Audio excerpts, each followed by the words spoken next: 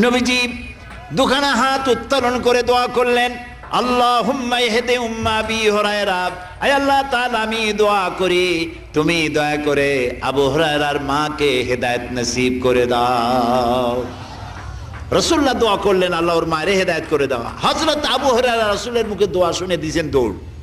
পিছন থেকে সাহাবীরা মনে করলেন আবু হুরায়রা দৌড়ায় কেন, জামা টেনে ধরছে পিছন থেকে। জিজ্ঞেস করলে আবু হুরায়রা দৌড়চ্ছ কেন, কোনো বিপদ হয়েছে নাকি? কয় না, কোনো বিপদ হয় নাই, আমাকে ছেড়ে দাও। কেন, কি হয়েছে? হযরত আবু হুরায়রা বলেন, সাহাবীরা আমাকে ছাড়ো, আমি দৌড়াইয়া বাড়ি গিয়ে দেখতে চাই। আমি আগে দৌড়াইয়া বাড়ি পৌঁছলাম, নাবি বাড়ি পৌঁছবার আগে আল্লাহ নবীর দোয়া আমার বাড়ি পৌঁছায়। সেই দুইটা জিনিসের কোনটা আমি দেখতে চাই।